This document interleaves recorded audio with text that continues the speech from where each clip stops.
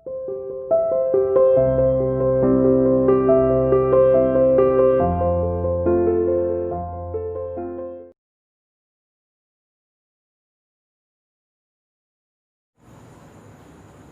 morning students, how are you? You are welcome to CR international online classes. आज का history के अंदर assignment number 72 for Hindi medium, assignment number 55 for English medium. आज का topic है protest movement, विरोध आंदोलन। ये लेसन नंबर 9 से बिलोंग करता है, औद्योगिक क्रांति से ही बिलोंग करता है ये।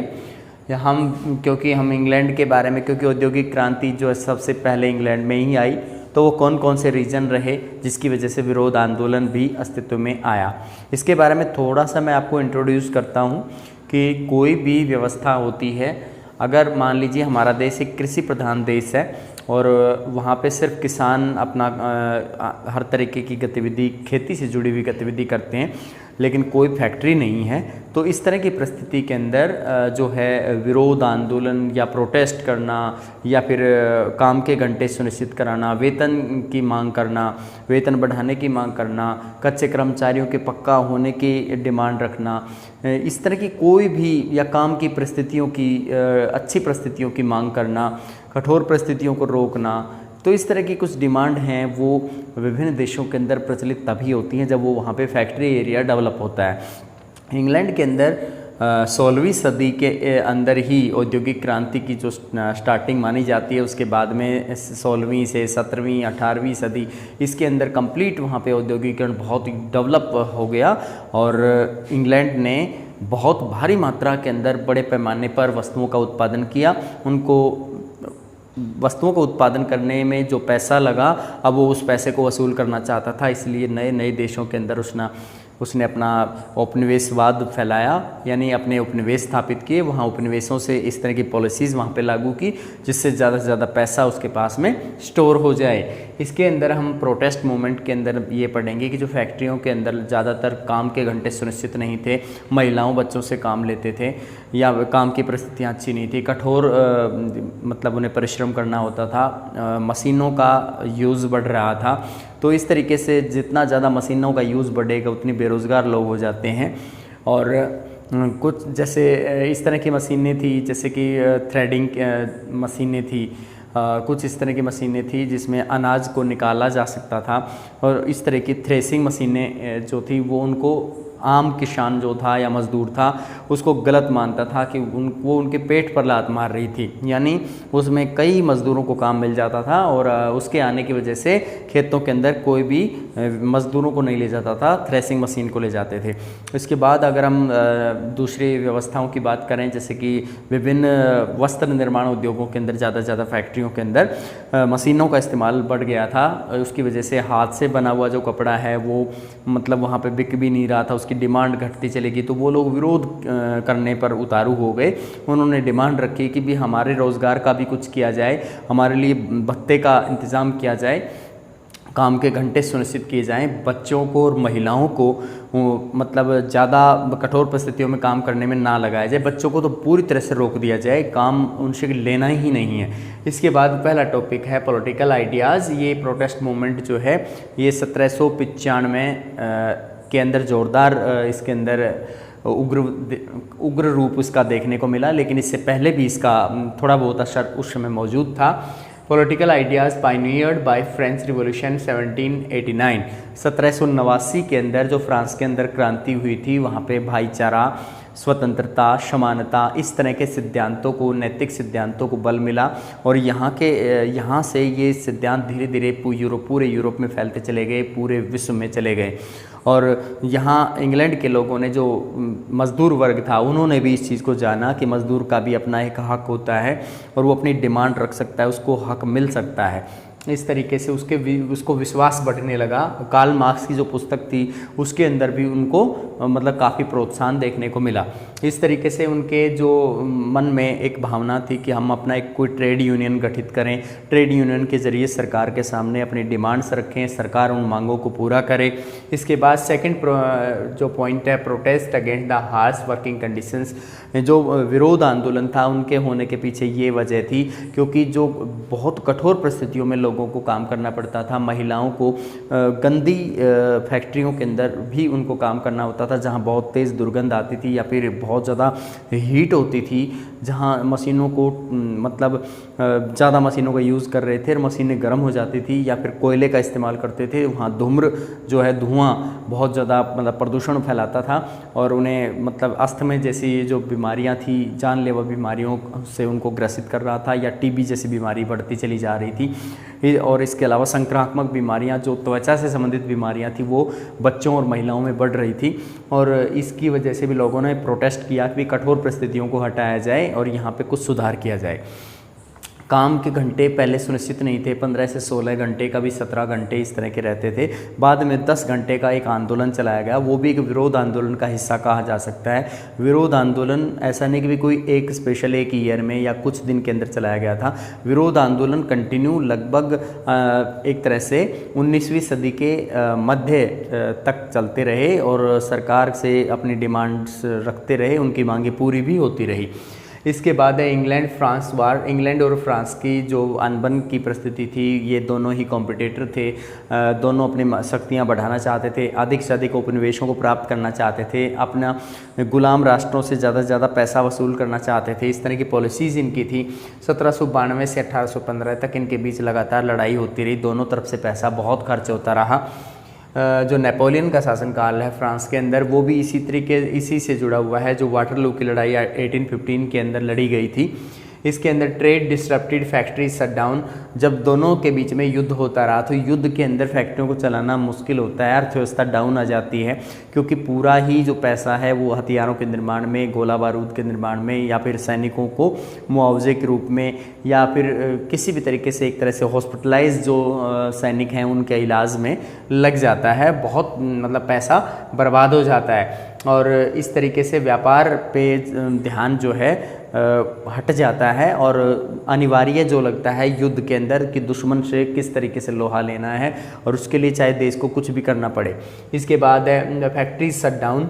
जो फैक्ट्रियां हैं वो बंद हो गई थी और लोगों को काम नहीं मिल रहा था और फैक्ट्रियों में जो जाने वाले कामगार थे उनको सैनिक सेवा के रूप में भी लिया जा रहा था। अब सैनिक सेवा के अंदर और फैक्ट्री के अंदर काम जो होता है उसके अंदर बहुत बड़ा ग्रेट डिफरेंस था और इस बात को लेकर भी विरोध पनपा। नेक्स्ट है parliament passed 2 combination act. Parliament ने 2 जुड़वां अधिनियम पास किए। जुड़वां अधिनियम का मतलब है एक साथ पास किए और एक साथ पास होने की वजह से 1795 में, ये ध्यान रखें 1795 में जुड़वां अधिनियम पास किया गया है। पहले जुड़वां अधिनियम का मतलब था prohibition of criticism of king, constitution, government. पहले का मतलब था कि सम्राट की कोई आलोचना नहीं करेगा, बुराई नहीं करेगा, संविधान की कोई आलोचना नहीं करेगा और सरकार की कोई भी आलोचना नहीं करेगा। अगर कोई करता है तो उसको एक तरह से गैर कानूनी माना जाएगा और मतलब उसको ये माना जाएगा कि उसने कानून तोड़ा है, कानून का उल्लंघन किया है और उसको पनिशमेंट दिया जा सकता है, जुर्माना हो सकता है, जेल हो सकती है। इस तरह की व्यवस्था को लागू किया गया। दूसरा जो टॉपिक है इसके अंदर बैंड पब्लिक मीटिंग, और सार्वजनिक रूप से जो 50 लोग इकट्ठे होकर के एक जगह पर 50 लोग इकट्ठे होकर एक जगह पर मीटिंग नहीं रख सकते थे। सार्वजनिक मुद्दों पर या किसी भी मुद्दे पर 50 से अधिक लोगों के बैठक करने पर रोक लगा दी गई थी। इससे आचार विचार आपस में एक दूसरे के जो संप्रेषण का जो कम्युनिकेशन का जो नेटवर्क था वो कमज़ोर हो गया। Next workers express their anger, कि मज़दूरों को अपने खुद के हालात का पता था। जो खेतों में काम करने वाले मज़दूर थे, फैक्ट्रियों में काम करने वाले मज़दूर थे, वो बार बार इसी बात को जोर लगाते थे कि उनकी काम की परिस्थितियां सुधारी जाएं, उनके वेतन बढ़ाए जाएं, न्यूनतम मजदूरी बढ़े, न्यूनतम भत्ता उनको मिले और बाल और महिला जो हैं इनको मतलब फैक्ट्रियों के अंदर अनिवार्य रूप से ना लगाया जाए, यानी बच्चों को बिल्कुल पूरी तरह से रोक दिया जाए, चाइल्ड लेबर को पूरी तरह से कंट्रोल किया जाए। इस तरीके से जो वर्कर्स एक्सप्रेस देयर एंगर, इनका एंगर यही था, इनका गुस्से का कारण यही था कि ये लोग डिमांड रख रहे थे सरकार के सामने कि हमें फैक्ट्री के अंदर काम करते हुए हमें विभिन्न तरह की सहूलियतें मिलनी चाहिए, रुकने के लिए, वहाँ पर ठहरने के लिए हमारे लिए व्यवस्था हो, खान पान की व्यवस्था हो, सफाई कंटिन्यू होती रहे, फिर बीच में एक अंतराल भी होना चाहिए। काम लगातार करते रहने से थक जाता है जो श्रमिक है और काम के घंटे भी कम करने की डिमांड इन्होंने रखी। इसके बाद जैसे इनका डिमांड ये थी कि विभिन्न तरह की राजनीतिक पार्टियां या राजनीतिक जो मंच थे जिनके ज़रिए वर्कर्स ने अपनी डिमांड को सार्वजनिक करने के लिए, और उनसे डिमांड रखी कि भी हमें भी एक ट्रेड यूनियन गठित करना है। नेक्स्ट है process of enclosure in 1770s। ये 1770 के दशक के अंदर एक प्रोसेस चलाया गया जिसका नाम था एनक्लोजर। एनक्लोजर के अंदर था छोटे छोटे फार्मों को, लगभग 100 के करीब 100 फार्मों को इकट्ठा करके किसी एक बड़े कोलखोज के अंदर या फिर एक बड़ा फार्म बना दिया गया। फार्म मतलब छोटे छोटे भूखंड या छोटे छोटे खेत मिला करके, और एक बड़े आकार का एक खेत तैयार कर लिया गया। और इससे छोटे खेतों में काम करने वाले जो कामगार मजदूर थे, अब उनको बेरोज़गारी का खतरा उनके लिए बन गया। वो अपने काम के हक़ की मांग करने लगे, न्यूनतम भत्ते की मांग करने लगे, और अपने लिए काम की परिस्थितियां सुधारने वाली डिमांड इनकी भी थी। इसके अंदर 1770 का जो दशक है, इसके अंदर इनकी प्रोसेस ये थी कि भी जो चाहे वो खेत में काम करता है, चाहे वो फैक्ट्रियों में काम करता है, तो फैक्ट्रियों में काम करने वाले मज़दूरों ने मशीनों को तोड़ना स्टार्ट कर दिया, क्योंकि मशीनों की वजह से मज़दूरों की डिमांड थी वो काफ़ी कम हो गई थी। दूसरी तरफ खेतों में थ्रेसिंग मशीनों का यूज़ होने की वजह से किसान मज़दूरों ने जो किसान के खेत में काम करने वाले मज़दूर थे, उन्होंने उन मशीनों को तोड़ना शुरू किया। यानी मशीनों के खिलाफ एक ऐसा आह्वान किया गया कि लोग मशीनों का जितना ज़्यादा यूज़ बढ़ता है उससे व्यक्ति बेरोज़गार होता है, और उसको रोकने के लिए लोगों को प्रोत्साहन दिया गया। और मज़दूरों के नेता आगे बढ़कर मशीनों को तोड़ने का काम करते थे। ऐसा नहीं था कि इनके खिलाफ सख्त कदम नहीं उठाते थे, अंग्रेज़ सरकार ने सख्त कदम उठाए, कुछ लोगों को फांसी की सज़ा भी दी गई और कुछ लोगों को जेलों में बंद कर दिया गया। Next, oppose the use of machines. इसके अंदर मशीनों का जो यूज़ था उसको सख्ती से रोका गया, और अगर कोई इस तरह का करता है तो उसको लिए बहुत ही कठोर पनिशमेंट उनके लिए रखा गया, जैसे कि मैंने अभी बताया है। Next, लुडिज़्म 1811 to 17। लुडिज़्म आंदोलन के नेता नेड लुड नाम के कार्यकर्ता थे। उन्होंने ना सिर्फ काम की परिस्थितियों को सुधारने की डिमांड रखी, उनका मानना था बाल और महिला दोनों को फैक्ट्री के अंदर नहीं लगाया जाना चाहिए। दूसरी बात उनकी थी कि समाज के अंदर उनको अधिक से अधिक अधिकार उनको मिलें, उनको जो समाज के अंदर विषमता पैदा हो रही है उसको रोकने का प्रयास हो, और काम के घंटे जो हैं फिक्स किए जाएं और वेतन बढ़ाया जाए, और इस तरीके से फैक्ट्रियों के अंदर जो ट्रेड यूनियन गठित किए जाएं। इस तरह की डिमांड जो लुडिज़्म आंदोलन की थी, जिनकी एक कोई डिमांड नहीं थी स्पेशल, कई डिमांड्स इनकी रखी गई थी। इसके अंदर प्रोटेस्ट मूवमेंट को एक बार फिर से इसको रिवाइज कर लेते हैं। पॉलिटिकल आइडियाज़, जो राजनीतिक विचार थे, पूरी तरीके से फ्रांसीसी क्रांति की देन माने जाते थे। जो 1789 में फ्रांस के अंदर क्रांति हुई, तो वहाँ पे भाईचारा है, या भ्रातृत्व जिसे हम कहें, फ्रैटर्निटी या इक्वलिटी और फ्रीडम, इस तरह के नैतिक सिद्धांत जो हैं उनके विचारों के बारे में लोगों को अपने हक के बारे में पता चला। नेक्स्ट है protest against the harsh working conditions. लोगों की कठोर परिस्थितियों में जो काम करने की जो परिस्थितियां लोगों को मिलती थी, उन परिस्थितियों से पीछा छुटाना चाहते थे लोग। और इंग्लैंड के अंदर ये आंदोलन चलने के पीछे, प्रोटेस्ट जो होने के पीछे, ये भी एक रेस्पॉन्सिबल फैक्टर होता था।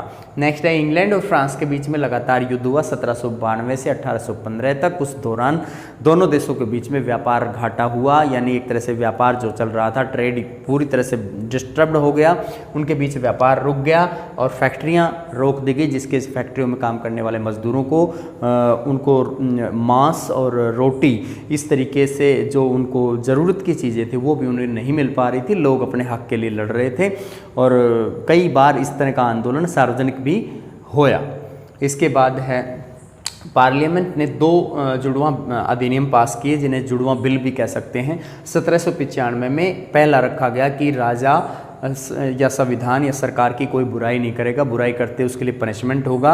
और दूसरा था सार्वजनिक रूप से मीटिंग रखने का, कि कोई भी व्यक्ति कम से कम जैसे 50 व्यक्तियों से अधिक या 50 व्यक्ति मिल करके कोई बैठक, सार्वजनिक बैठक नहीं रखेंगे जिस पे सरकार के बारे में या कोई ऐसा महत्वपूर्ण मुद्दा उनके पास नहीं हो। नेक्स्ट है वर्कर्स एक्सप्रेस देयर एंगर। किसानों के खेतों के अंदर काम करने वाले मज़दूरों में और फैक्ट्रियों में काम करने वाले मज़दूरों में सभी ने मिल करके अपने गुस्से को जाहिर किया। सभी ट्रेड यूनियन गठित करना चाहते थे, अपने लिए हक की मांग करते थे और उनका हक उनको मिलना जायज़ भी था। नेक्स्ट है process of enclosure in 1770s। 1770 के दशक के अंदर छोटे छोटे खेतों को मिला करके कम से कम 100 जो छोटे छोटे खेत होते थे उनको मिला करके एक बड़ा खेत बना दिया गया और इसका मकसद था कि छोटे छोटे खेतों के जो मालिक हैं या जो छोटे छोटे किसान हैं उनको बर्बाद कर देना। यानी बड़े जो कोलखोज बनाए गए थे, बड़े बड़े जो फार्म बनाए गए थे, उनका मकसद था मशीनों का यूज़ बढ़ाएंगे और जो लोग हैं जो छोटे खेतों में काम मिल जाता है उन्हें, वो लोग बड़े फार्मों के अंदर नहीं लगाए जाएंगे। इसलिए छोटे फार्मों के अंदर जिन लोगों को रोज़गार, उनकी आजीविका जो प्राप्त हो रही थी, अब उस पर खतरा मंडरा रहा था। इस वजह से उनके अंदर गुस्सा था। Next process of enclosure in 1770 ये हो गया है। इसके बाद oppose the use of machines. मशीनों का यूज़ बहुत ज़्यादा होने की वजह से किसानों के खेतों में काम करने वाले मजदूर भी, फैक्ट्रियों में काम करने वाले मजदूर भी मशीनों को अपने रोज़गार के लिए खतरे की घंटी मानते थे। इसलिए उन्होंने मशीनों को तोड़ना, उनको जलाना शुरू कर दिया। नेक्स्ट है लुडिज़म आंदोलन। नेड लुड के नेतृत्व में स्टार्ट हुआ, 1811 से 17 के दौरान चलाया गया। इनका मकसद कई अधिकारों की डिमांड करने को लेकर था, जैसे महिला और बाल जो फैक्ट्रियों के अंदर या काम करते हैं फैक्ट्रियों के अंदर जाकर के उन पर रोक लगाई जाए और काम के घंटे सुनिश्चित किए जाएँ, लोगों को वेतन मिले और एक तरह से जैसे फैक्ट्री के अंदर फैक्ट्री लॉ इस तरह से बनाया जाए कि मज़दूर के हक़ में हो और लोगों को ट्रेड यूनियन गठित करने की परमिशन दी जाए। इस तरह की डिमांड इसके अंदर रखी गई। तो प्रोटेस्ट मूवमेंट ऐसा नहीं कि हमारे इंडिया में नहीं होते, बहुत प्रोटेस्ट मूवमेंट होते हैं। विभिन्न राजनीतिक पार्टियां जब भी कोई प्रोटेस्ट मूवमेंट होता है तो उसको राजनीतिक पार्टियां उसका लाभ लेने की कोशिश करती हैं, उनके पास जाकर बैठते हैं, उनसे उनका मुद्दा पूछते हैं, फिर उसको जैसे प्रचारित करने की कोशिश करते हैं और ये दिखाने की कोशिश करते हैं कि हम इनके साथ हैं। इस तरीके से कोई भी एक छोटा सा मुद्दा है वो उसका राजनीतिकरण हो जाता है और क्षेत्रीय स्तर से उठ करके वो मुद्दा कभी कभी राष्ट्रीय स्तर तक पहुंच जाता है। तो इस तरह के मुद्दे हमारे सामने आते हैं, जैसे कि इस समय सुशांत सिंह राजपूत का जो मुद्दा है वो एक मतलब हमारे यहाँ पे क्षेत्रीय स्तर के मुद्दे से मान के चलिए, या मुंबई को माने या बिहार को माने, तो हम उस मुद्दे को अब राष्ट्रीय स्तर पे उसको देख पा रहे हैं और वो मुद्दा कितना ज़्यादा मतलब विस्तृत रूप धारण करता जा रहा है, कितना लोगों को प्रभावित कर रहा है। इसके अंदर प्रोटेस्ट मूवमेंट का जो टॉपिक है आप इसको इस रूप में जानें कि जो फैक्ट्रियों में हड़ताल होती है, जो लोग धरने प्रदर्शन करते हैं, जो गेट बंद हो जाता है फैक्ट्रियों का, वो अंदर उनको एंट्री नहीं देते हैं या रोज़गार से अपदस्थ किए जाते हैं, तो उनको मतलब कंट्रोल करने के लिए ये प्रोटेस्ट मूवमेंट चलाए गए थे। और ये प्रोटेस्ट मूवमेंट की शुरुआत जो इंग्लैंड में जिस तरीके से हुई है उसको एक आदर्श रूप में रख करके और धीरे धीरे वहाँ से दुनिया भर के जो लोग हैं उन्होंने इस चीज़ को सीखा है, प्रोटेस्ट करने का तरीका सीखा है। धन्यवाद।